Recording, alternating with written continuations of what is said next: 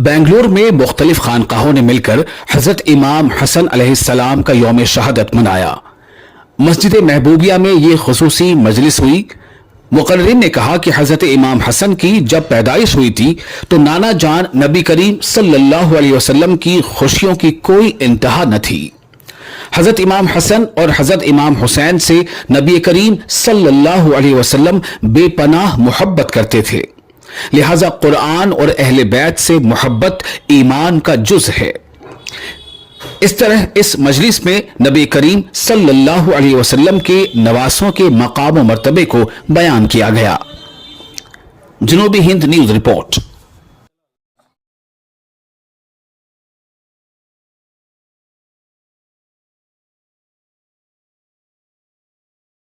हाँ, अस्सलामु अलैकुम वरहमतुल्लाहि वबरकातुहू। ये जो जलसा है ये कब से रिवायत है ये जलसों की?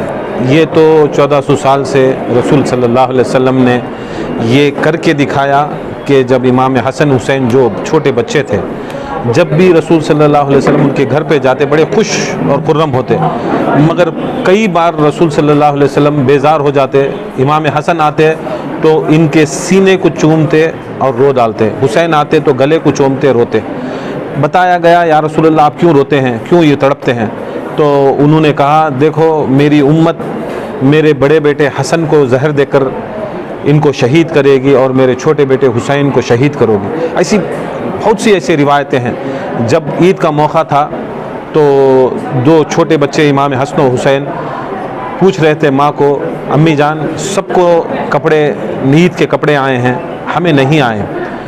तो उसके बाद ऐसा हुआ कि अल्लाह ताला ने जन्नत से जोड़े भेजे, इमाम हसन को हरा जोड़ा भेजा और इमाम हुसैन को लाल जोड़ा, और दोनों को पहना गया। और रसूलुल्लाह ने कहा इसके लिए हरा इसलिए क्योंकि ये मेरा बेटा हसन है, इसको शहीद करेगा हमारी उम्मत के कुछ मुनाफिक अफराद और इसका जिस्म हरा हो जाएगा। तो देखा गया कि जब इमाम हसन की शहादत हुई तो उनको जहर देकर शहीद किया तो उनका जिस्म सारा हरा पड़ गया था। जब इमाम हुसैन का जब बारी आई, जब उनको शहीद किया गया तो सारे इमाम हुसैन का जिस्म लहू लाहन हो गए। अब बताओ ये जो शहादतें हैं रसूल के ज़माने से हैं, रसूल के ज़माने से चल रही थी, मगर और अहम जो किरदार था अहले बैत का जिसने असल में दीन को संभाला है और संभाल रहे हैं, इनको भुला दिया।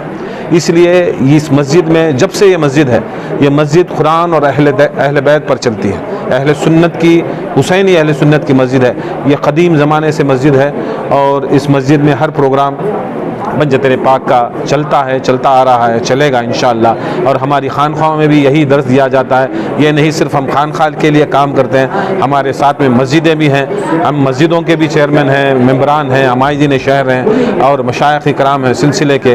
तो ये साथ साथ में चलता है, ये नहीं कि सिर्फ खानख्वाह वाले, ये सब चीज़ें। और बच्चों के लिए भी यहाँ तालीम होती है, यहाँ मदरसा होता है, उनको सही दर्स दिया जाता है कुरान और अहले बैत का, जो अल्लाह उसके रसूल से मिला सके और दुनिया में भी आखिरत में हमको शफात ला सके। अस्सलामु अलैकुम वरहमतुल्लाहि वबरकातुहू।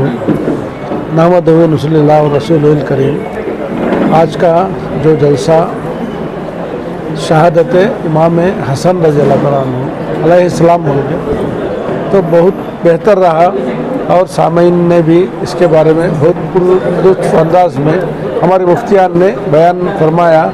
और ये जलसा हमारे अज़ीज़ मौलाना महबूब साहब अल जिलानी साहब के ज़रिए हुआ और उनकी मस्जिद में ये जलसा मुनक़्क़द किया गया और इसके साथ साथ यहाँ पर लंगर का भी एहतिमाम किया गया।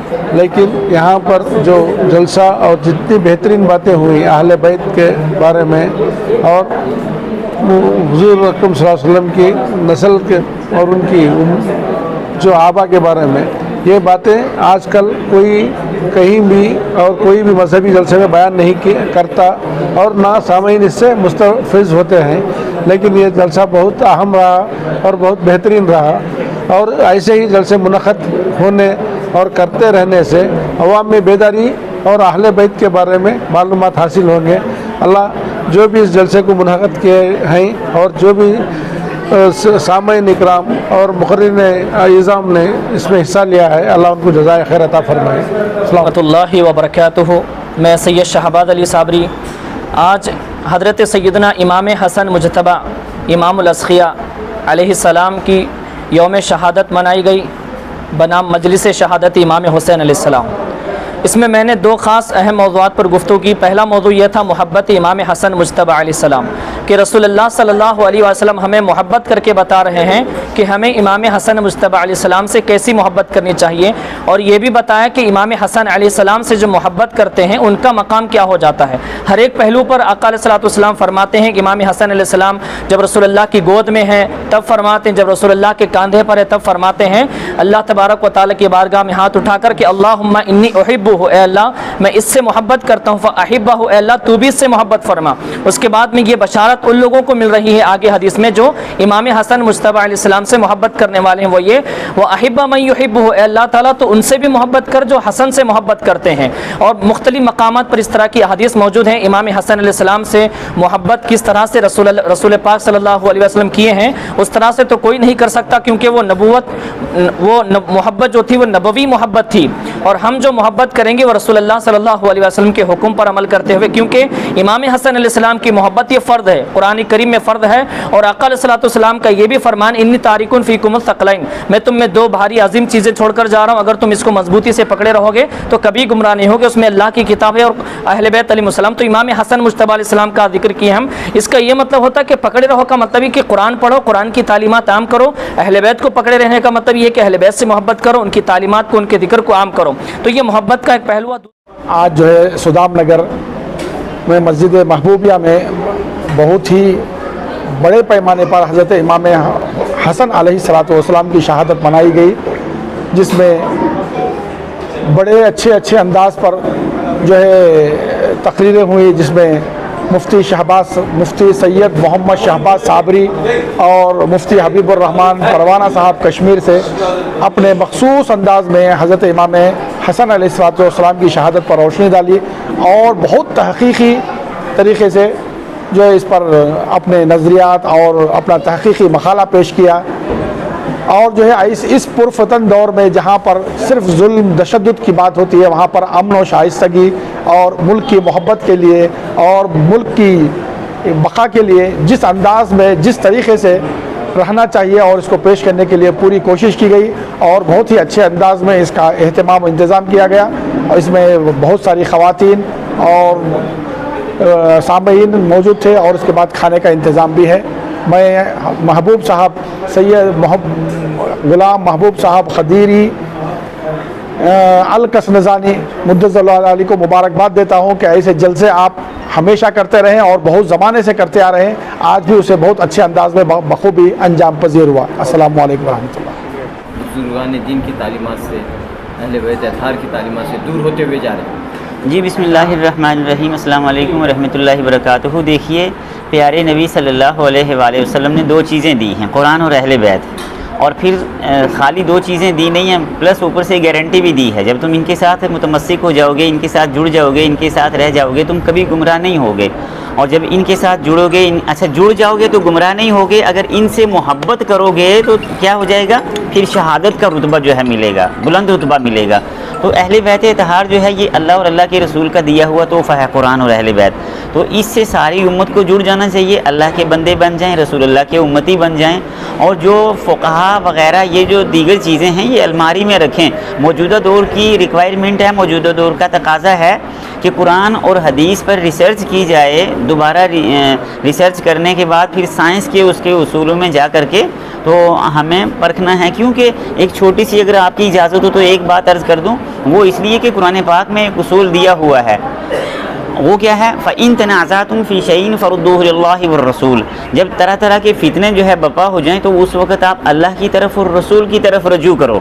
تو اس لیے میں کہہ رہا ہوں کہ قرآن کی طرف اور حدیث کی طرف رجوع کریں، اور حدیث کون سی، جو قرآن شریف سے ملتی ہوئی ہو، تو اس لیے قرآن اور حدیث کی طرف رجوع کرنا ہے۔ اب اگر ہم قرآن اور حدیث کی دعوت دے رہے ہیں، کوئی بندہ کہتا ہے نہیں بھائی ہم نے یہ بھی لینا ہے، تو وہ بندہ کفر اور شرک کی طرف جا رہا ہے۔ قرآن کہتا ہے نہیں، تم ساری چیزیں چھوڑ کر کے میری طرف آؤ اور پھر میرے رسول کی طرف جاؤ، اللہ کی طرف جاؤ، رسول کی طرف جاؤ۔ فَإِن تَنَازَعْتُمْ فِي شَيْءٍ فَرُدُّوهُ إِلَى اللَّهِ وَالرَّسُولِ۔ دوسرا بندہ کہے گا نہیں یہ بھی جوڑنا ہے، تو وہ یہ اللہ سے جنگ ہے اور رسول اللہ سے جنگ ہے۔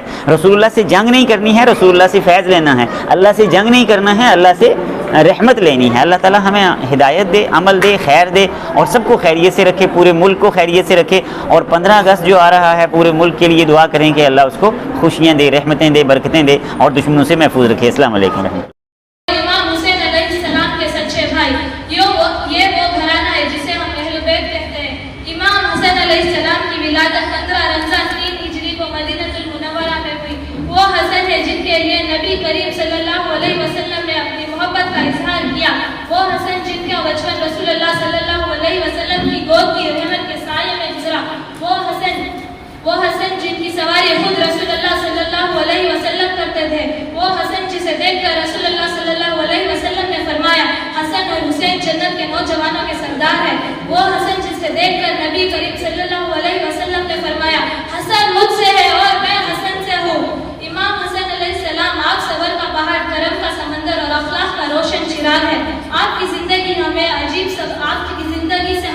سبق ملتا ہے۔ پھر وہ وقت آیا جب امام حسن علیہ السلام کو کئی دفعہ زہر دیا گیا اور مگر آپ کو جب آخری دفعہ زہر دیا اور مضبوط جوڑ دے۔ اہل بیت کے غم میں ہمارا غم ہو، اہل بیت کی خوشی میں ہماری خوشی ہو۔